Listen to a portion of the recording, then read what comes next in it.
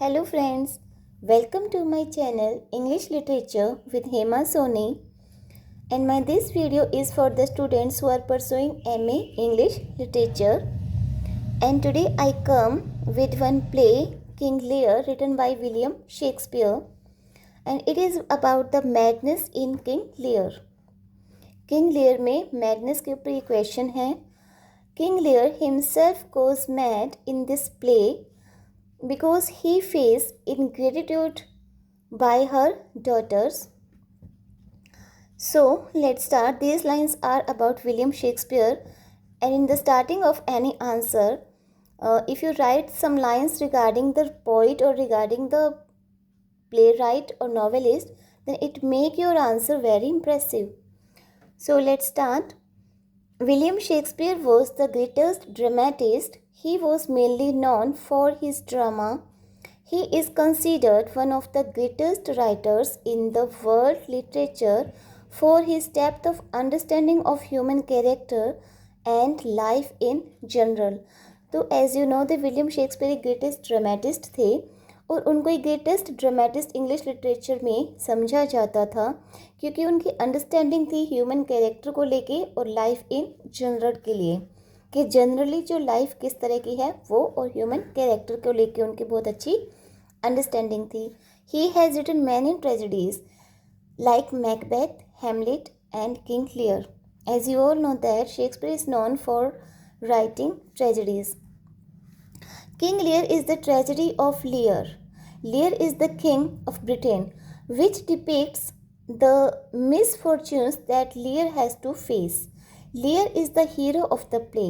तो King Lear जो है वो किंग है ब्रिटेन के, तो काफ़ी मिसफॉर्च्यून्स ये अपने लाइफ में फेस करते हैं because of his own character and behaviour. Coleridge's views are, what is Lear? This is quotation. It is storm and tempest, the thunder at first grumbling in the far horizon. Grumbling means जो एक तूफान, thunder means तूफान जो grumble करता है far horizon में. In King Lear, Shakespeare shows both the outer half shadow and the inner darkness dotted with spot and sometimes with pools of light. तो इस किंग लियर प्ले में Shakespeare जो है ये हमें इनर आउटर साइड को भी शो करते हैं और इनर डार्कनेस को भी, जो कि डॉटेड विद स्पॉट्स, जो कि स्पॉट्स से डॉटेड है. तो दोनों ही एस्पेक्ट को ये हमें शो करवाते हैं विद पूल्स ऑफ लाइट, और कुछ उस पर कुछ रोशनी के साथ, मीन्स कहीं कुछ पूल्स ऑफ लाइट्स भी हैं उस कैरेक्टर में. As a study in insanity is the prize specimen. और अगर हम इसको किंग लियर को अच्छे से स्टडी करें तब हमें पता चलता है कि जो किंग लियर में विलियम शेक्सपियर ने इंसैनिटी को जो शो किया है वो प्राइज स्पेसिमेन है, मीन्स अवार्ड विनिंग है, मीन्स प्राइज विनिंग है. तो ऐसा है कि एक तरह से ये अवार्ड विनिंग और प्राइज विनिंग जो विलियम शेक्सपियर ने प्रेजेंटेशन दिया है किंग लियर की मैडनेस को शो जो किया है जिस तरीके से, वो बहुत ही अच्छा प्रेजेंटेशन या बहुत अच्छे से उन्होंने इसे शो किया है. But as a dramatic method it becomes a method for revealing the abysses and recesses of human mind.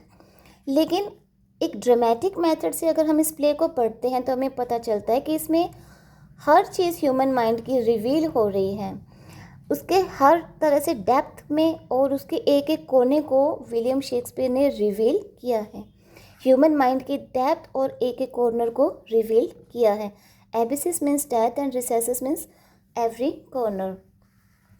Doctor Bringham remarks, this is quotation, although 2 centuries and a half passed since Shakespeare wrote this, we have very little to add to his method of treating the insanity.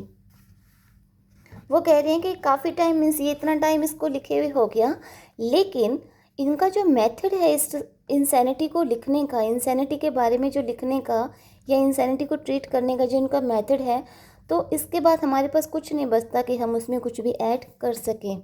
लियर is the great king of Britain. The stages of Lear's descent into madness are clearly indicated by Shakespeare. तो कैसे ये madness की तरफ जाते हैं ये Shakespeare अच्छे से इंडिकेट कर रहे हैं। The effect of madness as depicted in Shakespeare's play is very powerful on our mind. Lear is certainly not mad in the opening scene. It is only later that Lear goes mad and his madness is driven to madness by a series of shock. तो धीरे धीरे जो जैसे जैसे उनको shock मिलते हैं King Lear को वैसे वैसे वो मैडनेस की ओर जाते हैं। The first shock comes when Lear finds that Cordelia is not willing to satisfy his morbid craving for profession of love. King Lear जो है उसे वर्ड्स में जो उसको लव एक्सप्रेस करे उसे ये चीज़ पसंद थी। वो एक तरह से चाहते थे कि कोई उनको बड़े बड़े वर्ड्स में एक्सप्रेस करे कि वो उससे कितना प्यार करता है, लेकिन कॉर्डेलिया जो है she was unable to express her love towards his father in words. तो ऐसा वो नहीं कर पाती, तो इस वजह से किंग लियर को शॉक लग जाता है। और जो बड़ी एल्डर डॉटर्स हैं वो वर्ड्स में एक्सप्लेन कर देती हैं, बट कॉर्डेलिया वर्ड्स में अपने लव को अपने फादर के लिए एक्सप्रेस नहीं कर पाती। और ये उनका एक तरह से सिक डिज़ायर था। मॉर्बिड क्रेविंग में सिक डिज़ायर कि कोई भी एक तरह से फ्लैटरी पसंद करते थे वो। Then comes the second shock when Gonril refuses to respect his order expenses of 100 knights। और सेकंड शॉक लगता है जब वो गोनरिल के पास अपनी एल्डर डॉटर के पास अपने 100 नाइट्स के साथ जाते हैं, लेकिन वो गोनरिल 100 नाइट्स के एक्सपेंसेस को उठाने से मना कर देती है। She refuse to take expenses of 100 knights. तो उन्हें कहती है कि ओनली सिर्फ किंग लियर वहाँ रह सकते हैं, and she doesn't allow his 100 knights. So he says in grief, doth here know me? Who is it that can tell me who I am? The third shock comes when he finds that Kent in stocks. Kent जो है इनके एक steward ही है इनके दरबार में, King Lear के court में। The fourth shock comes when Lear, rejected by his two eldest daughters, they prove stone hearted to him। तो दोनों डॉटर्स जो उसे रिजेक्ट करती हैं और वो एकदम से अपने आप को स्टोन हार्टेड प्रूफ कर देती हैं किंग लियर के सामने। Then he addresses the heaven, you see me here, you gods, a poor old man, as full of grief as is wretched in both. Bradley's views are, this is quotation line, Lear is in the beginning is insane and responsible for his actions. Lear decides to leave both his daughters, and at the very moment the first rumbling of the storm are heard. So Lear अभी बाहर है और means open area में है, और एक तरह से उसके अंदर भी एक तूफ़ान चल रहा है, और इसी टाइम में वो एक रम्बलिंग ऑफ स्टॉर्म सुनता है, मीन्स जो नेचर में भी अभी तूफान उठने वाला है। The storm in human affairs finds it's correspondence in a storm in nature. तो एक स्टॉर्म तो किंग लियर के हार्ट में चल रहा है, उसके दिमाग में चल रहा है, क्योंकि उसकी डॉटर ने इनग्रेटिट्यूड शो किया उसके लिए, और एक स्टॉर्म जो है भी नेचर में चल रहा है, तो दोनों कॉरेस्पॉन्ड करते हैं। Lear says at this point, "Oh fool, I shall go mad." Bradley's views are, the storm scenes suggest the idea that there is the convulsion in which nature joins herself with the forces of evil in man to take power the weak. This is quotation lines. Lear makes his appearance calling upon the storm to destroy everything, urging the gods to find out their hidden enemies, and addressing the poor naked wretched, he is not wholly mad in this stage. तो वो जो Lear है वो इस time पे कहते हैं storm को बोलते हैं कि सब कुछ डिस्ट्रॉय कर दो। वो गॉड से अर्ज करते हैं कि अपने हिडन एनिमीज़ को फाइंड आउट करके उनको जो है डिस्ट्रॉय कर दो। तो इस तरह से वो वो एड्रेस कर रहे हैं to the poor naked and ragged person को भी। He is not wholly mad in this stage, अभी तक वो पूरी तरह से मैड नहीं हुए हैं। ही becomes completely mad when he comes into the contact with Edgar. Complete mad तब होते हैं जब वो एडगर के कॉन्टैक्ट में आते हैं। He is the son of Gloucester. Lear remarks that his wretched condition must also be due to the ingratitude of Edgar's daughters. Lear takes Edgar to be a philosopher and a learned person. Lear को लगता है कि Edgar जो एक philosopher, एक learned person है। Lear puts his two ungrateful daughters on trial while they are not before him. अब Lear जो है मैड होते जा रहा है और इसी मैडनेस में वो इमेजिन करता है कि उसके दोनों डॉटर्स को उसने ट्रायल में लिया हुआ है, जबकि वो उसके सामने नहीं होती। It is in a state of complete madness. Lear falls asleep and soon he is driven to Dover. Later, Lear appears fantastically dressed with wild flowers. Here he delivers some speeches. तो अभी layer जो है Dover में है और एक fantastically dress up है और वो कुछ स्पीच देता है, ऐसा वो सोच रहा है अपने आप को, और वो वहाँ पे स्पीच देता है। These speeches show the reality of life. On hearing these speeches, Edgar comments, "Oh, matter and impertinency mixed, reason in madness." There is the reason in Lear's mad speeches.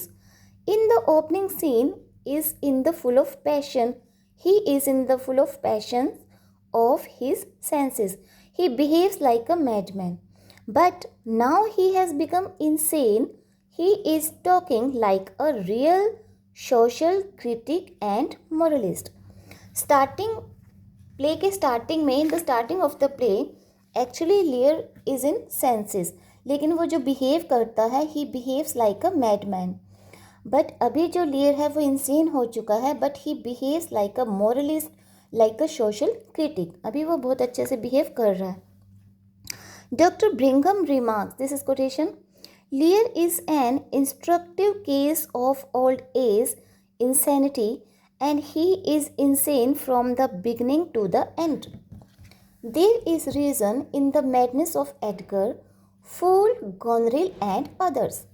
All these are intelligent. Nobody can say that there is any touch of madness. They are in their real senses.